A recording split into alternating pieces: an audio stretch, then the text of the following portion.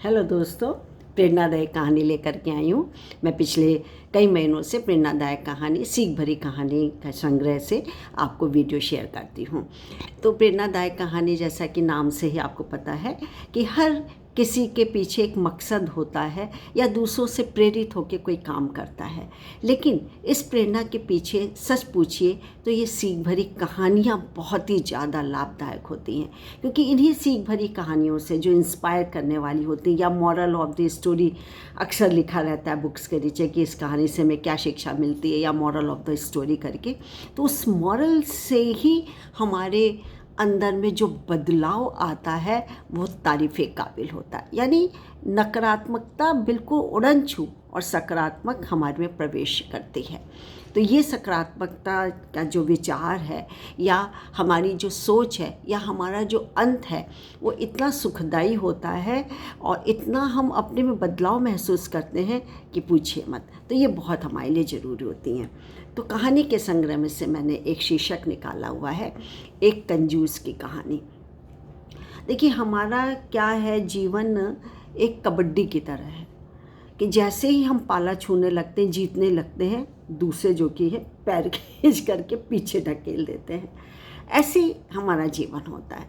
कई लोग होते हैं। अब जैसे मैंने कंजूस की कहानी का इसमें रिलेशन ये है कि आप देखिएगा, सोचिएगा कि किन किन लोगों का क्या क्या रिएक्शन होता है और क्यों होता है।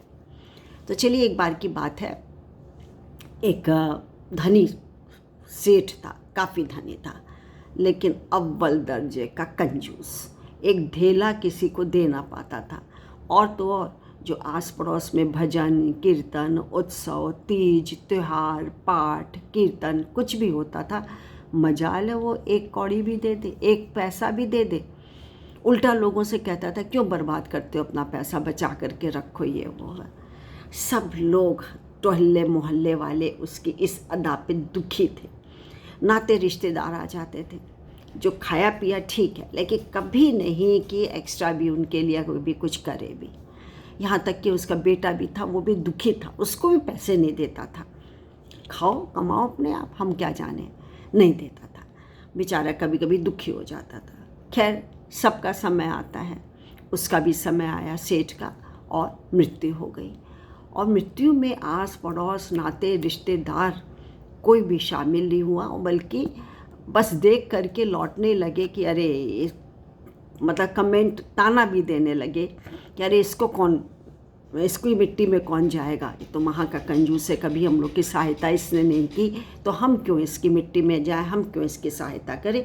ये फीलिंग और थी उनकी। ठीक है, तो अब बहुत देर हो गई, तो वहाँ पे एक सज्जन बैठे हुए थे। बोले कि तुम किसका बेटा इंतज़ार कर रहे हो, इसकी मिट्टी में कोई नहीं आएगा, क्योंकि इसने कभी आजीवन किसी की सहायता ही नहीं की, तो लोगों के मन में भी इसके प्रति कोई सहायता का भाव नहीं है।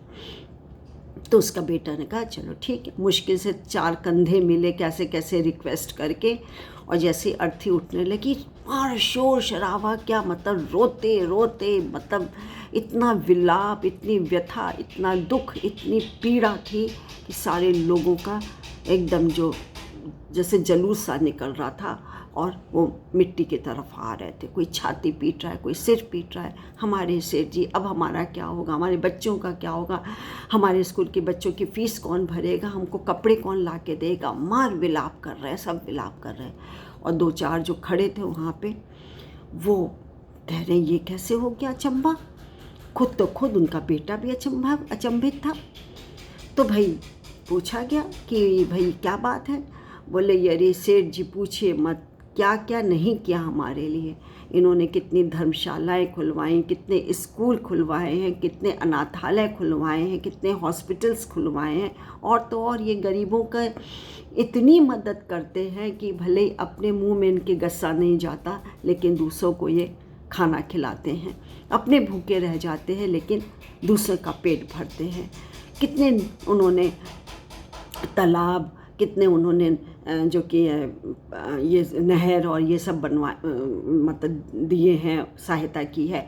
कितनों को खेत उन्होंने, ज़मीन जो है होती है, खेत है बोने के लिए, और उसको उस किसानों को दे दी कि तुम अपना पालन पोषण या अपना पेट भरो। मुफ्त में उन्होंने दी है। तो ये कंजूस है क्या? मानेंगी क्या कंजूस? नहीं। कहानी समाप्त तो हो गई, लेकिन पीछे क्या छोड़ गई आपको नहीं पता, क्या कितना बढ़िया चीज़ छोड़ गई है। तो हमारी यही हमको हमारी सिखाती है कि उसने कितने तो वृद्धाश्रम खुलवाए, कितने नलकूप खुलवाए, कितने प्याऊ खुलवाए, कितने हॉस्पिटल्स खुलवाए, कितने खेल के मैदान, और सबको वो देता ही था, लेता नहीं था। लेकिन लोग उनको पीछे पीछे उसकी भत्सना किए बिना नहीं रुकते थे। खैर, बेटे ने जब पूछा किसी से, तब ये सारी बात उसको समझ में आई।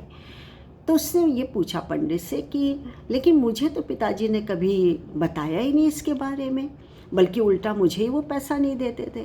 तो बोले बेटा, बताना तो दूर की बात है, इसीलिए नहीं बताते थे कि भाई तुम उसको पसंद करो ना करो, और दूसरा कि तुमको पैसे इसलिए नहीं देते थे कि हो सकता है तुम बेवजह उसको कहीं भी खर्च कर दो, बुरी आदत में डाल दो, और तुम स्वयं पैरों पे खड़ा हो, तुम स्वयं कमाओ, फिर तुम्हें पैसे की वैल्यू, कीमत पता चलेगी, और कहाँ कितना किस जगह खर्च करना है ये तुम्हें समझ में आएगा।